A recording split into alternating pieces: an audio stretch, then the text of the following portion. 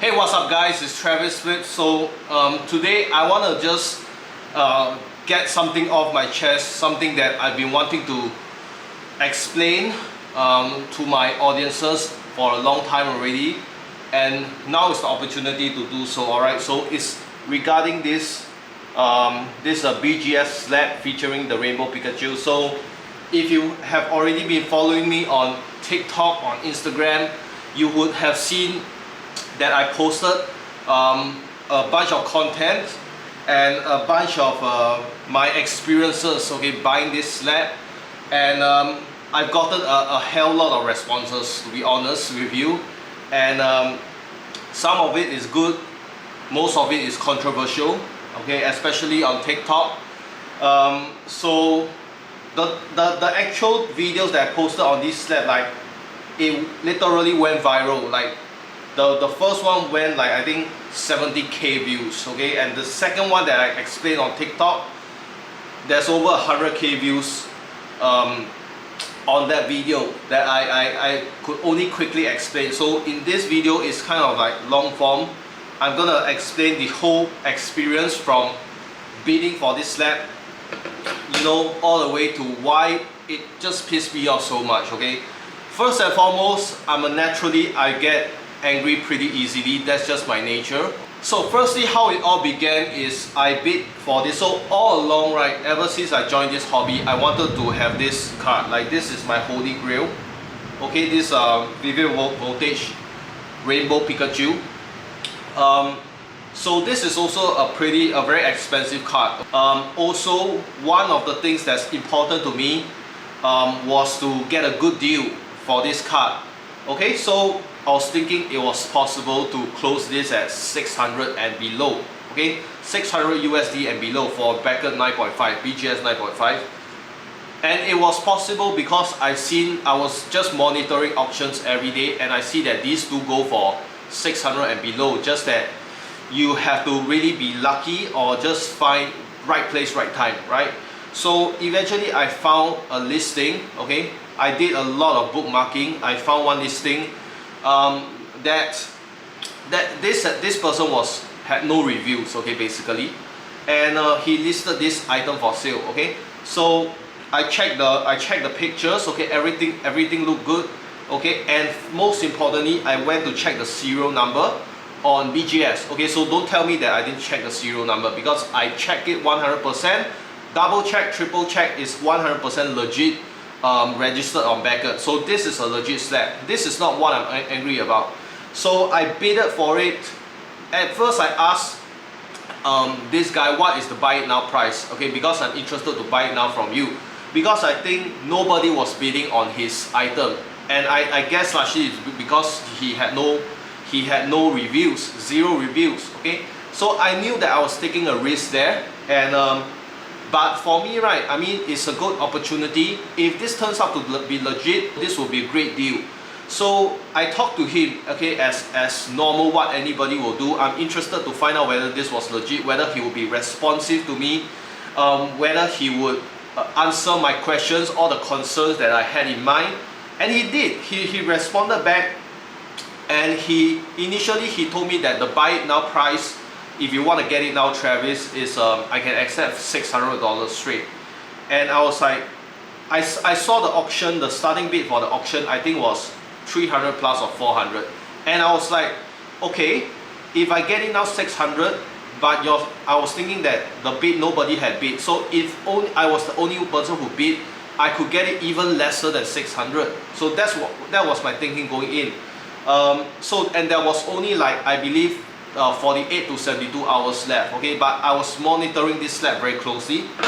So I eventually bidded and I won, okay. So I won the bid at $490 for bracket 9.5, and I was super happy. But of course I know that there's still shipping fees, okay. So I discussed with him beforehand that whether he can ship to Singapore. I said specifically Singapore, and he said he's never shipped to Singapore before, but he can do it. And then that was the sentence there that I was angry, and I showed my TikTok audiences that he promised that he will package everything nicely, he will bubble wrap everything nicely, he'll make sure that he can do everything that to make it safe and sound to Singapore, okay, because this is from US, right? So I felt assured that way, okay. So eventually I won and I contacted him again to ask him to send me an invoice, because I cannot, in case you guys don't know, I cannot make payment if there's no shipping option stated to my country. So basically I requested an invoice from this guy, and then he got back to me pretty quickly, and the additional shipping fee was, I think, $40 US. Okay, so that was 40 on top of 490, so totaled up to $530 US. So it's still a great price, to be honest with you. I mean, you know, some raw cards are going for this price, you know. So I was like, okay, thank you for the invoice. I made payment immediately, and you know, at that point everything sounded good, you know. He responded to me, he promised me he will package it nicely, and then also he was doing a USPS priority. So if anyone who's checked, USPS priority is 6 to 10 days. Okay, I understand COVID delays and all that, sure, no problem with that, but I'm expecting priority service, okay. So eventually he did not respond to me until I think 24 hours later, after I made payments. So I was, to be honest, quite anxious the next 24 hours after I made payment, because I was expecting him, you know, immediately after he sent me the invoice, I pay him, then he says something like, okay, I received your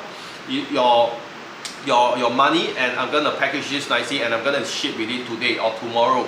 And I was expecting this because he was a new seller, and I did inform him that, okay, if this everything turns out to be good, I'll give you a great review. Seeing that you have no reviews right now, and I thought that this will be important for people who have no reviews, right, to build their reputation.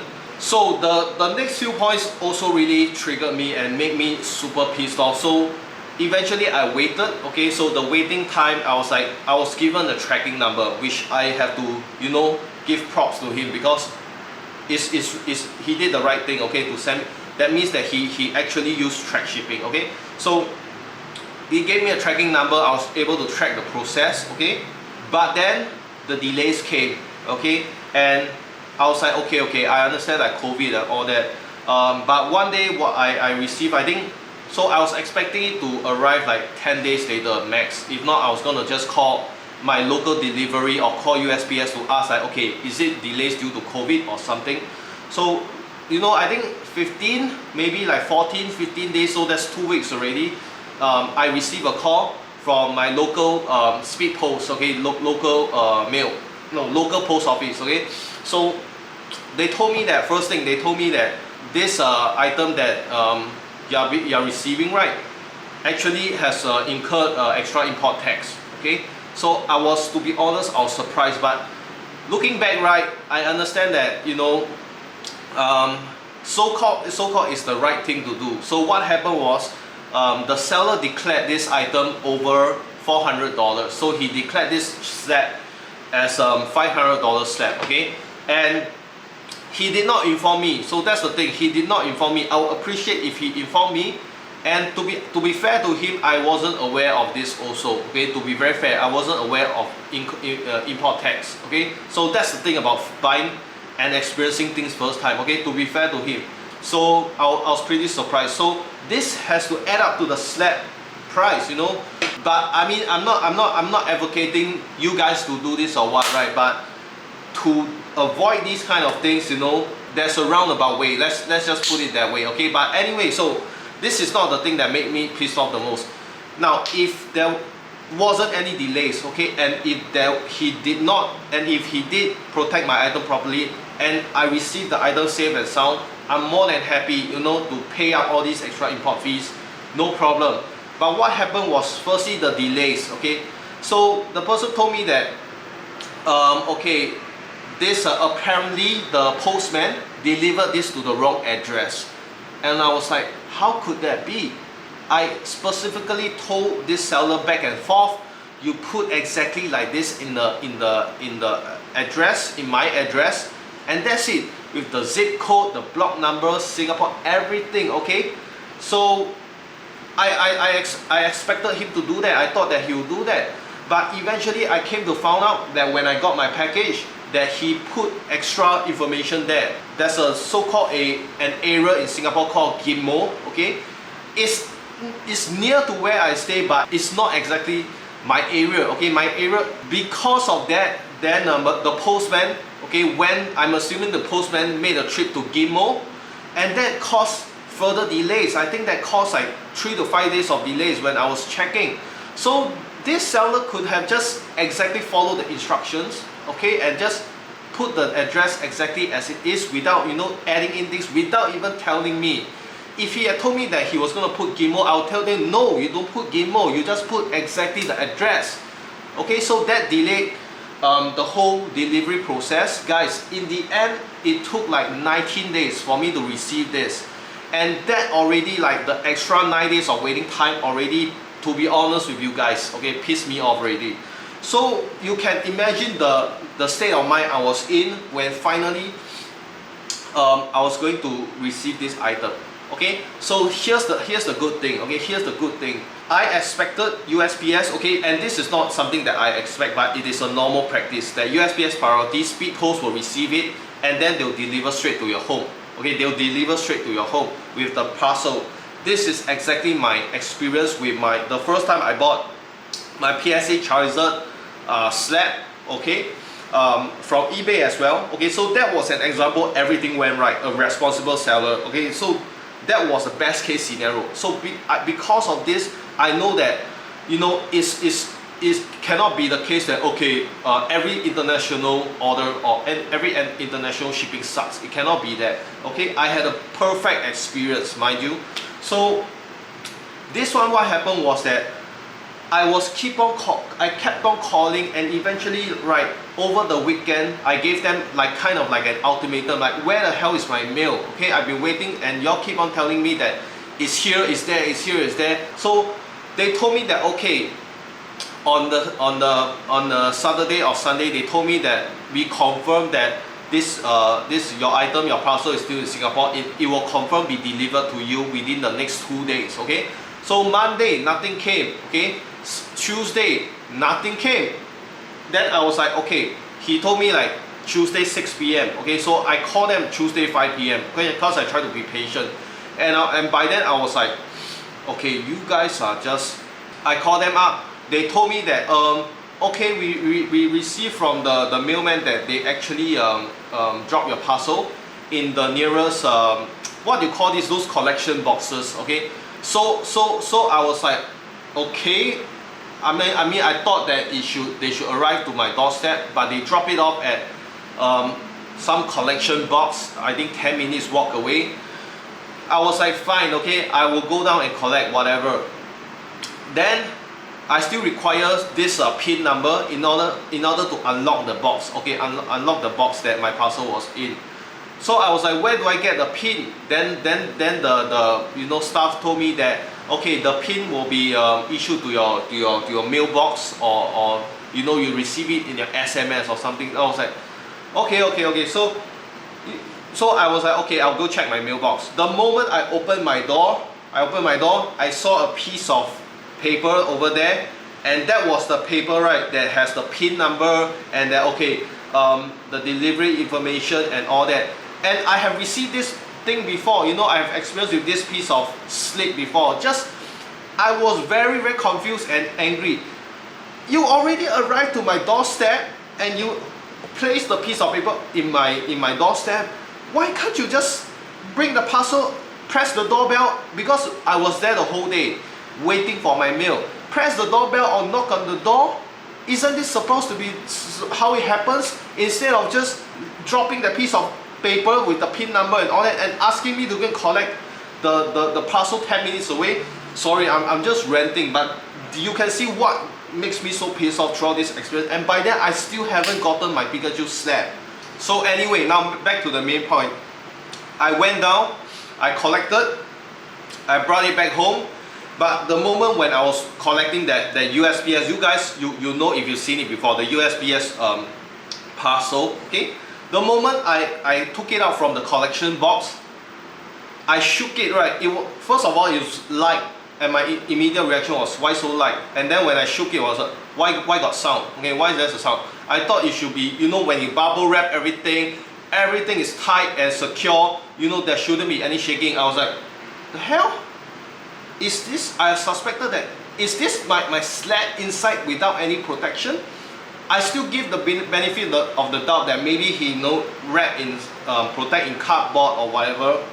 So I was like, I you know, double up back to my home ready. Okay, so finally when I arrived home, okay, this is when my first video went viral on TikTok because I was super pissed off.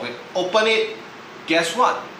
There was no packaging, no bubble wrap, okay, nothing at all. Just the box was this big, okay, and then just this slab inside it, just like that. So I tell you how he put it in, okay. He had the USPS box, he just throw it in, and then he just ship it. You tell me, will you be angry? This few $100 slab, just like that, okay.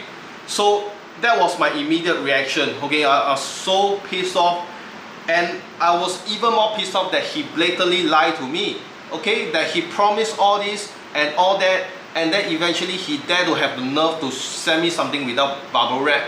And my first reaction also that, but now, I mean, after asking my friends, right, that there was some dirt inside, okay. So BGS slab, they have actually an inner sleeve, they you know, for protection, I guess. And then there was a piece of dirt. I don't think you guys can see.